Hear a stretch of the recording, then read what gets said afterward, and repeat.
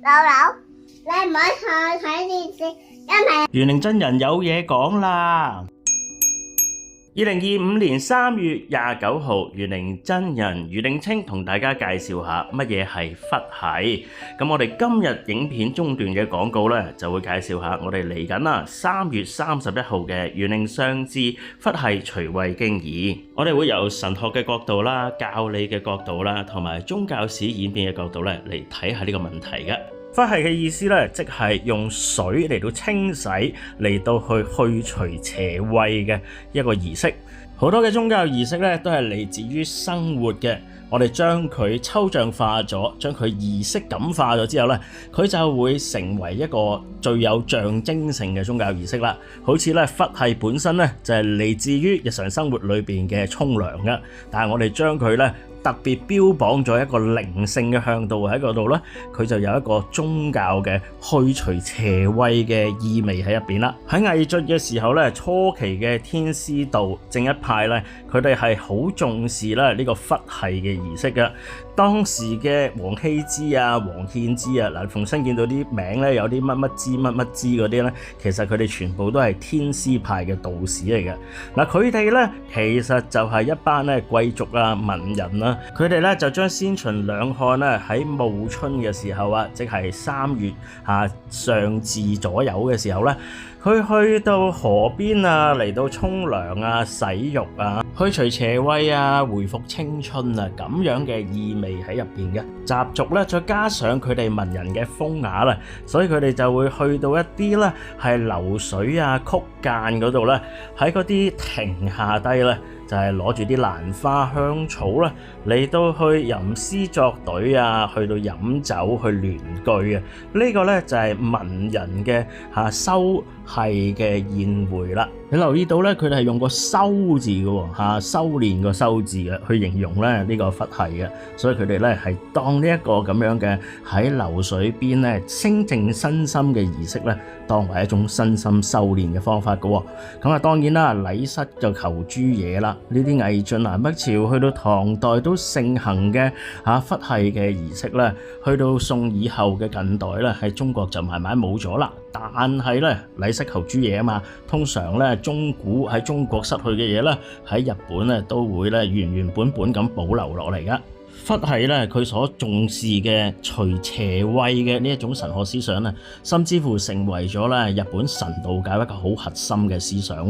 你而家咧見到咧呢一位嘅着住白衫嘅朋友咧，佢就係呢個流水啊，喺呢個瀑布下低咧嚟到做呢個佛系啦。等自己咧可以咧透過水嘅作洗啊、水嘅灌練咧，令到自己有一個身心進入清淨嘅境界。有時咧就唔係為咗修練自己啊，係因為自己咧將要進入一個神聖嘅結界啊。好似咧呢一個咧喺呢個沖繩島啊上高嘅一個神社咧，逢親去進入呢個神社嘅區域嘅人咧，就要喺佢隔離嘅呢個海邊嗰度咧，先做一個佛系嘅沖涼嘅儀式啊，先至可以咧進入呢一個神社嘅範圍啊。咁所以你見到啦，畫面上面有好多赤條條嘅男人咧，就喺度沖涼啦，喺個海邊嗰度沖完涼啦，令自己變成咗潔淨啦，先進入神社嘅空間裏邊。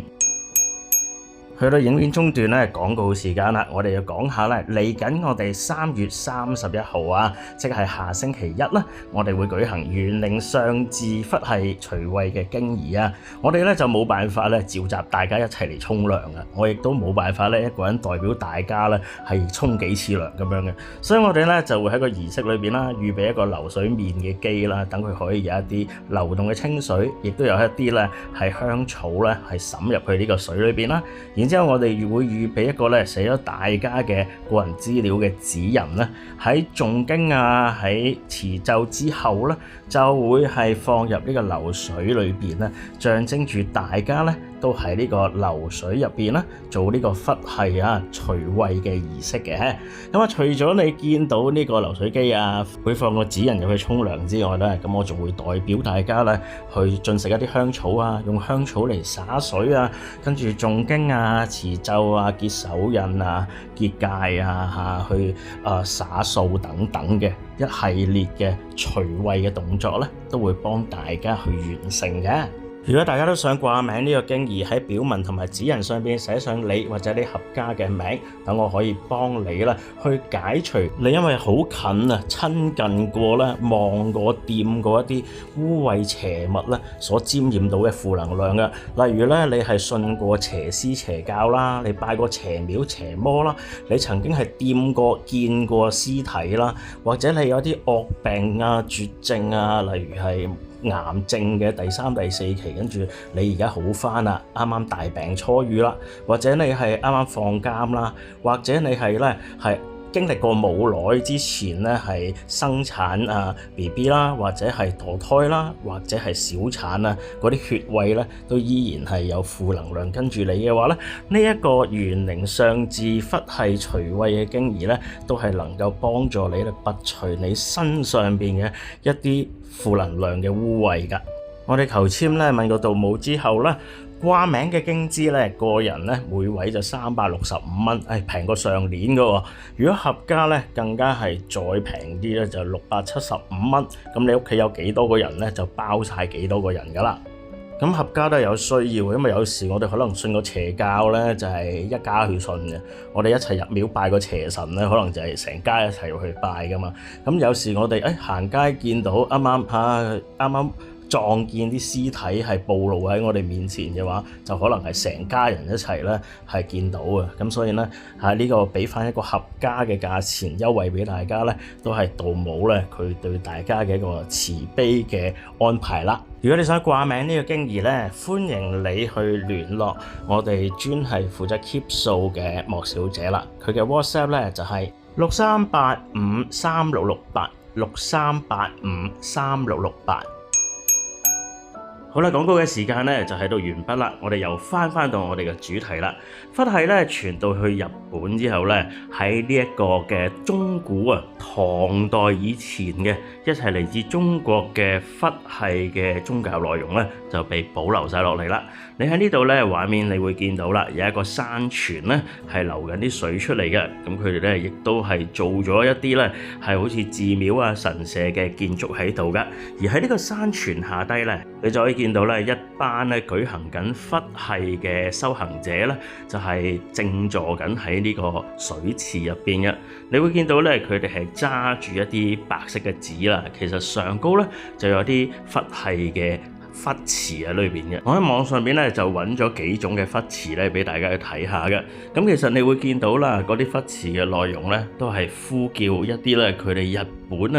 呢個神道教裏邊嘅神嘅神名啦，其後佢哋咧可以去拂除佢哋身上邊嘅污穢啊，心裏邊嘅一啲染污咗嘅地方啦。咁你會見到咧，佢寫住咧慰靈玉啊、醫生玉啊、少愛玉啊呢一啲咧，因為其實喺日本嘅神道教裏邊咧，玉咧就係一個咧好神聖嘅東西嚟嘅。喺日本天皇咧3件咧係代代流傳嘅神器裏邊咧，其中有一個咧就係一個歐玉嚟嘅。咁就所以見到咧玉咧嗰個神聖象徵嘅意義咧，同埋嗰個清潔啊清淨嘅意義喺裏邊啦。所以咧就希望咧一啲日本神道教嘅神咧，佢哋可以令到呢個嘅人咧嗰個嘅修行者咧係能夠身心都得到好似玉一樣嘅清淨啦。咁當然啦，喺我哋元靈真教裏邊去舉行佛系咧，我哋就唔會呼叫一啲神道教嘅神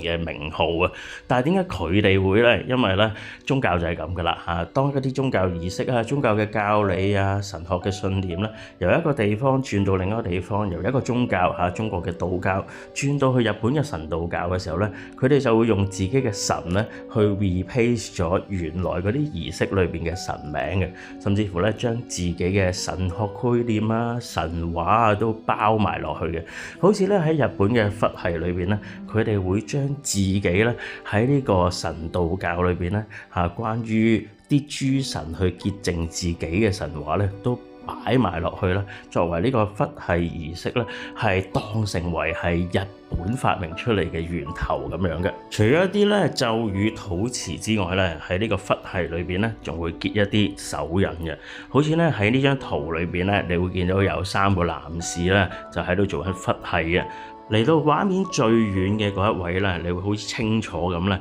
見到佢係結緊一啲手印嘅，咁係結住一啲手印啦，然之後咧係配合緊佢去做呢個佛系嘅儀式嘅。呢一種咧，古代曾經被天師道正一道好重視嘅佛系嘅儀式啦，由於咧年代久遠啊，由於不斷咁樣喺個時代長河裏邊咧洗練咧，而家喺中國裏邊嘅道教咧已經冇咗呢種儀式噶啦，反而咧喺日本神道教啊，甚至乎其他例如係修驗道啊裏邊都依然保留緊咧一啲佛系嘅元素或者儀式喺裏邊嘅。咁點解我要創立玄靈真教呢？因為如果我話我自己係道教嘅玄靈宗，然之後呢，我去做一啲經儀呢，係做翻一啲佛系嘅元素，甚至乎儀式喺裏邊呢，就會有一啲呢係道士啊，就會有一啲呢唔同道派嘅人啊話自己係正一派也好啊，或者自己全真派也好啊，咁佢哋就會走出嚟話啦，呢啲呢係你自創嘅，我哋道教冇呢一啲嘢嘅。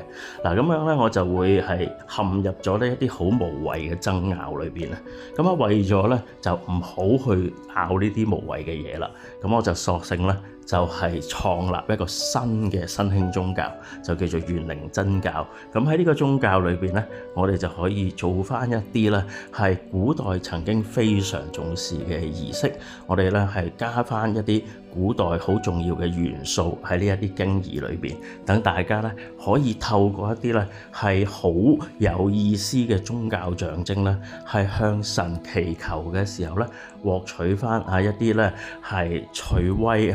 除邪嘅效果喺入邊啦。當然啦，你可以話，喂，你個宗教玄靈真教都係你創出嚟嘅，你個經儀都係你自己寫出嚟嘅，都唔知你有冇法力，都唔知你有冇效嘅。你當然係可以咁諗嘅，你當然可以話咧，哇！你嗰個經壇咧又唔話俾人聽係喺邊度啊，又唔俾人去睇啊，淨係咧影啲相啊，拍少少片啊，都唔知你真係有冇做過。其實唔緊要啊，如果你唔相信我哋宗教，唔相信我，唔相信我哋嘅經壇咧，其實你唔報名唔掛名參加我哋嘅經儀咪得咯。但係如果你相信嘅話咧，其實頭先嗰幾樣嘢都唔會構成一個障礙嘅喎。好啦，今日咧就先講到呢度啦。歸依道母，頂禮心經，我哋下集再見，拜拜。